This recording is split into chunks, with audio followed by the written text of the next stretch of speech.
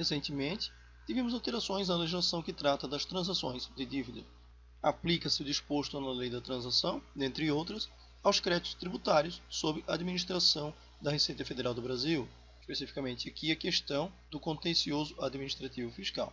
A transação na cobrança de créditos tributários em contencioso administrativo fiscal poderá ser proposta pela Receita Federal do Brasil de forma individual ou por adesão ou por iniciativa do devedor.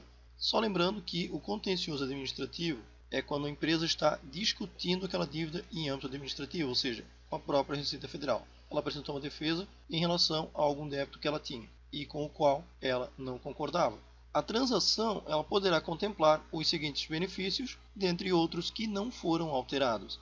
A gente chama atenção aqui para essa nova possibilidade. A utilização de créditos de prejuízo fiscal e de base de cálculo negativa da contribuição social sobre o lucro líquido. O prejuízo fiscal aqui em relação ao lucro real, em relação ao imposto de renda, e a base de cálculo negativa em relação à contribuição social. Até o limite de 70% do saldo remanescente após a incidência dos descontos, se houver.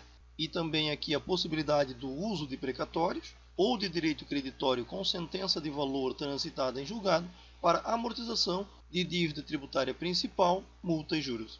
Na sequência aqui temos outras alterações importantes também. É vedada a transação que, entre outras, implique redução superior a 65% do valor total dos créditos a serem transacionados, era 50%, e também conceda prazo de quitação dos créditos superior a 120 meses, antes eram 84 meses, também aumentando essa possibilidade. Então a redução pode atingir 65% da dívida total e o prazo de quitação pode ser até 120 meses. A transação poderá compreender a utilização de créditos de prejuízo fiscal e de base de cálculo negativa da contribuição social de titularidade do responsável tributário ou corresponsável pelo débito, de pessoa jurídica controladora ou controlada de forma direta ou indireta, ou de sociedades que sejam controladas direta ou indiretamente por uma mesma pessoa jurídica, apuradas e declaradas à Receita Federal do Brasil, independentemente do ramo de atividade, no período previsto pela legislação tributária. O valor desses créditos ele será determinado na forma da regulamentação que ainda vai ocorrer. Por meio da aplicação das alíquotas do imposto de renda, a alíquota normal do imposto de renda é de 15% e tem 10% também de adicional sobre o montante do prejuízo fiscal. E por meio da aplicação das alíquotas da contribuição social, via de regra para pessoas jurídicas em geral é 9%, existem algumas exceções, sobre o montante da base de cálculo negativa da contribuição. Sendo que a Receita vai ter aí 5 anos de prazo para análise desses créditos utilizados.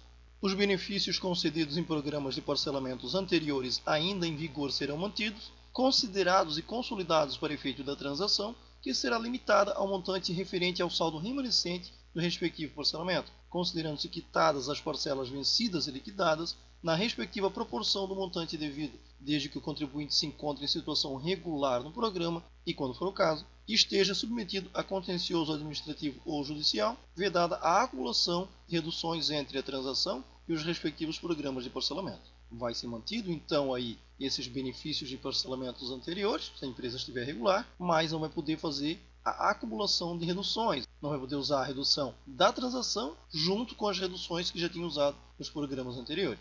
Outra alteração importante aqui na sequência: os descontos concedidos nas hipóteses de transação na cobrança não serão computados na apuração da base de cálculo do imposto de renda e da contribuição, a CSLL, e da contribuição para o PIS/PASEP e para a COFINS. Antes a gente não tinha essa disposição, a receita que a empresa obtinha com esses descontos tinha que ser tributada. Agora fica de fora da tributação essa receita com os descontos obtidos na transação. Essas alterações foram introduzidas pela Lei 14.375 de 2022, publicada no Diário Oficial da União do dia 22 de junho de 2022, e ela entra em vigor na data da sua publicação.